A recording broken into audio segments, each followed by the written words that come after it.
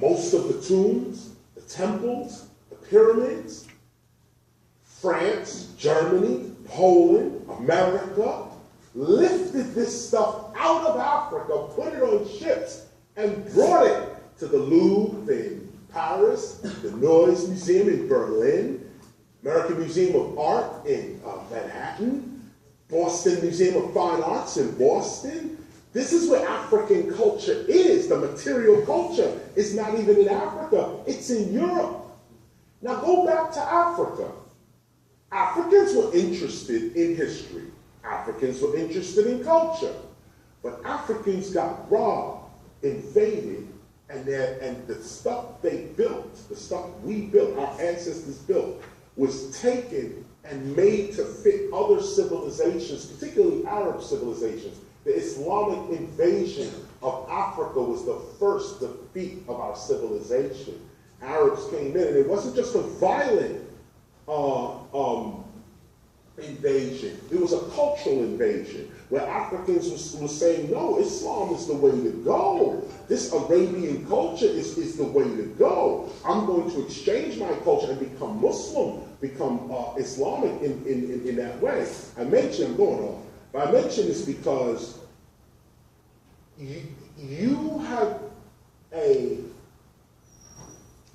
as a historian, you have an obligation to maintain the information that you have. And I'm being choiceful with my words because what I'm feeling is that you are an ambassador of information. It's not just about the teaching of it in an intellectual, linear, rational sense. It's sort of like what I was saying to the brother here about history. It's like becoming it. It's like there's something subjective about teaching art, and teaching art with a soul, and teaching black people art. Like imagine this. Today you have white instructors teaching black history, and teaching it accurately, But black history is no longer relegated to African Americans, and neither is black music. Black music is not black music anymore. I think the last black music might have been jazz. The authentically black music might have been jazz. And I say might. You know, hip hop is not music, it's a culture. Rap music or rapping is not really music either. People are shocked when hip hoppers agree with other musicians. When musicians say hip hop ain't music, we say you're right. You're right. All we're doing is talking. We're rapping off on turntables. No, that's not music. We're playing music. But the ones who created that, the one who actually blew the horn, played the guitar, can you maintain the talking drum of Africa? Because Africans don't want to use the talking drum anymore. They want to use Serato. This is Africans, like our brothers and sisters who come from million-year-old cultures. 10,000, 20,000-year-old talking drum. Boom, boom, boom, boom. And getting at the djembe, nyabingi. All that's being lost. Because our children are so fascinated with technology, they're willing to throw their kingdom away for it. And so as a historian, even in music, you gotta tell kids why they're playing these instruments. It's not just because they sound good. This is your material culture. You have to play this flute. Why? Because your father did. Your father before him did. And again, if you don't understand the significance of linking with your ancestors, that's another trait of being colonially indoctrinated. That's colonialism. I don't care about my ancestors. I don't care about my tradition. I don't care about what my mother thought. That's all colonial. Thank you for that. One last question? Last question? Oh. Well, sorry, I got the mic, so I'm gonna ask this one. Sorry. I'm gonna ask this question. I'm not sorry, but one of my students and I have had this conversation, and we wanted to know the impact of someone like Brother Muhammad Ali black African culture in the United States? Oh, Muhammad Ali. Sorry, I'm gonna sit down. Yo, you know what? I don't even have no time for that because, first of all, I can never do justice to the great Muhammad Ali at the end of a Q&A. I thank you for the question because it is a great way to end a discussion on black history. Muhammad Ali, first of all, I can't even do justice to this man. He is too great. Look him up. He is the greatest, probably one of the greatest human beings in our African American culture. He's right up there with Dr. King. He's right up there with Malcolm X. He's right up there with Medgar Evers. He's right up there with Marcus Garvey. And very few people are up there with Marcus Garvey. Muhammad Ali, let's run through his life real quick. First, Muhammad Ali started off as Cassius Clay, as a regular dude, developed himself into a boxer, and started winning championships as Cassius Clay.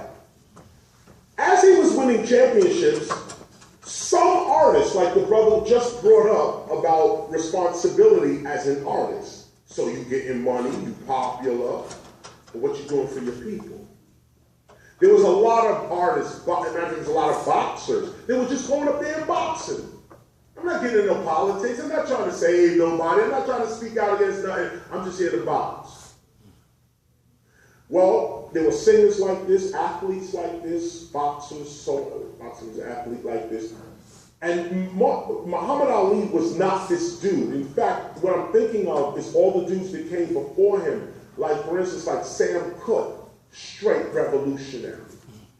People like, who also ran with Marcus Garvey. People like Paul Robeson, straight revolutionary. These are the early figures of people who had fame, had fortune, and risked it because they saw the plight of their people. Something about your character. Well, Muhammad Ali, or Cassius Clay, upon meeting Malcolm X, and some others from the Nation of Islam joined the Nation of Islam and became Muhammad Ali from Cassius Clay. He became Muhammad Ali. As Muhammad Ali, as a Muslim, he vowed peace. He was against war completely. The Vietnam War broke out. Muhammad Ali said, I'm not going. They took away his boxing license, threw him in jail, almost ruined his career, like they did Paul Robeson. They did the same thing to him they did Paul Robeson, and they ruined Paul Robeson's career. But they didn't ruin Muhammad Ali's career. He came back out of prison, bigger than he was before, won several more huge fights in Africa, around the world, and so on, regained himself, and regained his status in the United States. Ray Charles, another one. Ray Charles. Georgia had to apologize to him. Anyway, the state of Georgia. These are revolutionaries that have money. These are people who were popular. And even though they were popular and had money, fame, and fortune, they still said, what about my people? And this is why they're important to be remembered. They are historic. Their actions are historic. They are historical. Their actions are historic. So that's it. I'm not going to destroy this man's name anymore that I just did. Muhammad Ali is the greatest boxer of all time, the greatest poet. He's one of the first MCs. Not only was he a phenomenal boxer, his poetry was raw. As a matter of fact, just before he would fight the opponent, he would rap to him.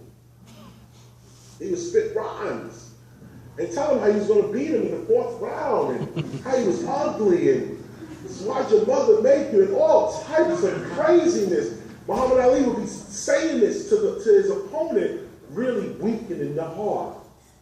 And if you fell for it, he got you. And this is what it was. It wasn't just the boxing. Muhammad Ali was a very intelligent human being. And you tell, and you can tell within the way in which he was fighting. like the way he was fighting, it was all about the mind. And that's what he taught young black kids like me growing up, watching him on TV. There's another person I gotta mention, one of the greatest human beings of all time, a dude named Bruce Lee. Do some research on Bruce Lee. As far as hip hop is concerned, that's God right over there. Bruce Lee, that's Wu-Tang, that's a whole bunch of our culture. Bruce Lee. And the whole idea of the Shaolin fighting monks. This had a huge impact on black culture. Black culture. We were running around believing we were from China. We ran out of that place, the old Run Run Shaw movies. Go back, get the Run Run Shaw movies. 5 Deadly Venoms, Master Killer. Oh man, we used to watch that in Times Square. Come out of Times Square, beating your man down right there. We were experts, but we used to internalize these people. And this is what actually made us into what we are today, actually, even though I shouldn't be successful parts of us today. And I mention that because people like Muhammad Ali, this is black history, not his name, not his events. Him. That's black history. That's black history. Him, himself. Bruce Lee is black history. Black history. That little Asian man, that's black history. That's black history. The impact that Bruce Lee had on African Americans, and go back and watch the movies.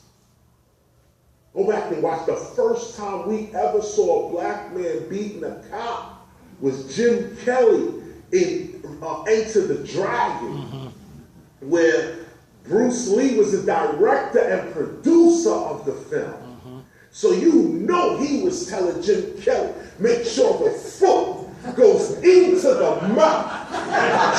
Right. He was directing and showing Jim Kelly how to beat the cops. We was with that in 72. That's what it was.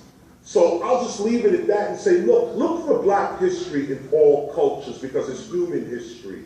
Look for black history as an influence from other cultures. People have stuff to teach us. The Irish, the Italian, the Polish. These people were colonized as well, enslaved right along with us as well. Nobody has a history free from slavery, too, by the way.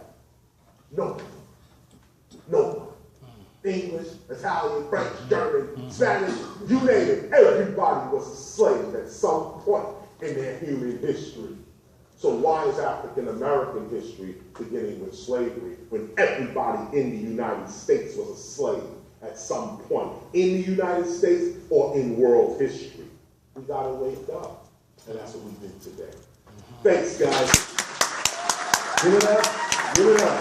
One more time for the teachers.